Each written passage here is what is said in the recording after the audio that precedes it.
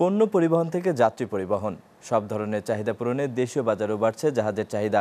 দেশের প্রায় 200টি প্রতিষ্ঠান বছরে প্রায় 400 কোটি টাকার জাহাজ তৈরি করে। এই শিল্প নিয়ে হিরজুন মিরার 3 পর্বের ধারাবাহিক প্রতিবেদনের দ্বিতীয়টি দেশীয় জাহাজের বাজার নিয়ে ছবি তুলেছেন সাইফুল ইসলাম। খান ব্রাদার্স শিপ বিল্ডার্স 300 বিঘা জমির উপর গড়ে ওঠা দেশের সবচেয়ে বড় জাহাজ নির্মাণ প্রতিষ্ঠান।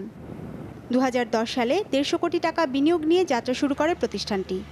2 বছরের ব্যবধানে স্থানীয় চাহিদা মেটানোর জন্য এখন প্রতিষ্ঠানটির হাতে রয়েছে 2টি ফেরি, 24টি অয়েল ট্যাঙ্কার ও পর্যটন জাহাজের সরবরাহ আদেশ, যার বাজার মূল্য প্রায় 250 কোটি টাকা।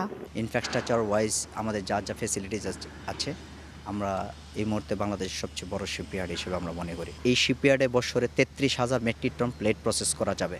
সেই অনুযায়ী আমাদের এখানে ইকুইপমেন্ট সেট আপ করা আছে এবং আমাদের এখানে কোয়ালিটি এনশিওর করা আছে এবং টাইমলি ডেলিভারি ব্যাপারটা আমরা এখানে মোস্ট প্রেফার আমরা এখানে বিবেচনা করছি। খান ব্রাদার্সের মতো বড় না হলেও স্থানীয় জলযানের চাহিদা মেটাতে দেশে রয়েছে 200টি জাহাজ নির্মাণ প্রতিষ্ঠান।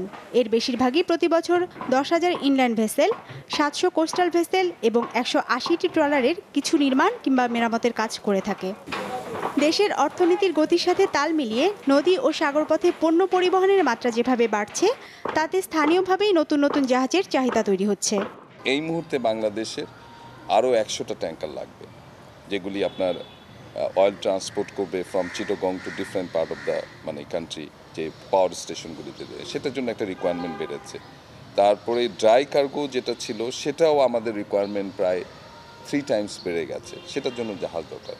সুতরাং আমাদের ইম্পোর্ট সাবস্টিটিউট হিসাবে লোকাল শিপ বিল্ডিংগুলি সেই জাহাজগুলি এখন তৈরি করছে। ঔপনিবেশিক আমলে ব্রিটিশ রণতরীয় বাংলাদেশে নির্মাণ ও মেরামত হতো। সেই হারানো গৌরব আবারও ফিরে পাবার সুযোগ তৈরি হয়েছে।